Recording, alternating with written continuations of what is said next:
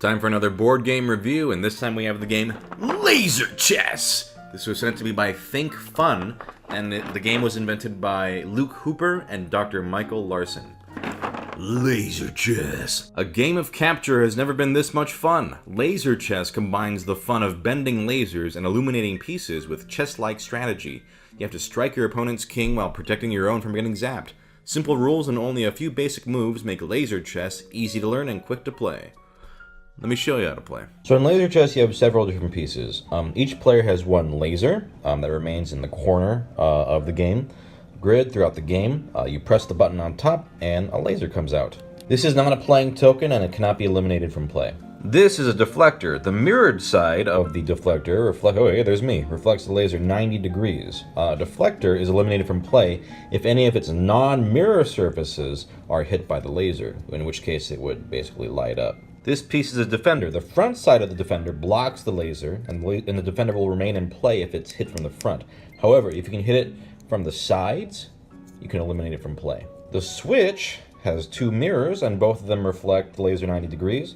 The switch can also swap places with an adjacent deflector or defender, and a switch can never be eliminated from play. This is your king. If your king is ever hit by the laser, you lose. There are 5 different board setups you can do: Ace, Curiosity, Grail, Mercury, and Sophie. We're gonna go ahead and show you the Ace configuration. So the blue/white player goes first. Players take turns with each player moving only their own tokens. All playing tokens, including the kings, can be moved. On your turn, you may first take one of the following actions. You may move any one token one space in any direction, including diagonally, following the movement rules. So here are the movement rules. A token may only be moved or rotated in one turn, not both. So you can't rotate this and move it. You gotta choose if you're gonna do one or the other. A token may only be rotated 90 degrees at a time. There's also a special move. This move is made by a switch token. The switch may swap places with an adjacent deflector or defender of either color. Neither token rotates during the swap, and a switch cannot swap places with a king or another switch piece. So if this piece right here, these two could switch. So yeah, you can move your tokens, you can rotate your tokens, you can rotate your laser to point in a different direction, like you can point this way or this way. You rotate your laser before you fire your laser. Now, after you've done your movement or rotation, you activate your laser by pressing the top button. If any pieces are struck by the laser, they are removed from the board. So let's say this piece was here. If I shoot the laser, bam, see how it lights up? That means that that piece is out of there. Even if you light up your own token, it's still eliminated from play. So you have to be careful and pay attention to how the mirrors are bouncing. Like if this piece was like this, look at that.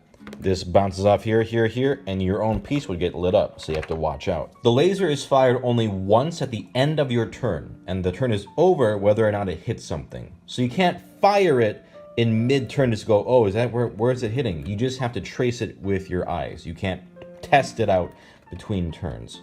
Now, red tokens can never go into these white helix spaces, and the white pieces can never go into the red helix spaces.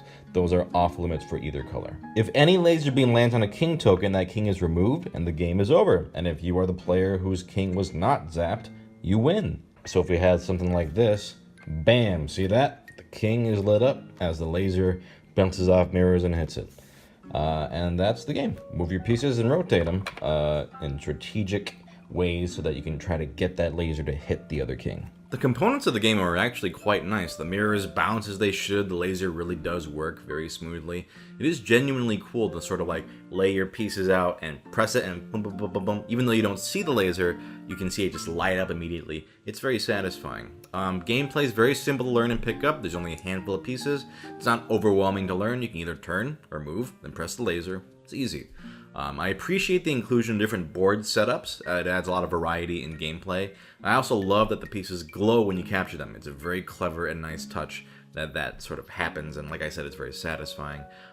It's not a game that completely like captivated me, but it's clever and it's a fun novelty. It's actually pretty tough trying to wrap your head around following two different laser paths, because not only is your laser important, but the other player's laser is important.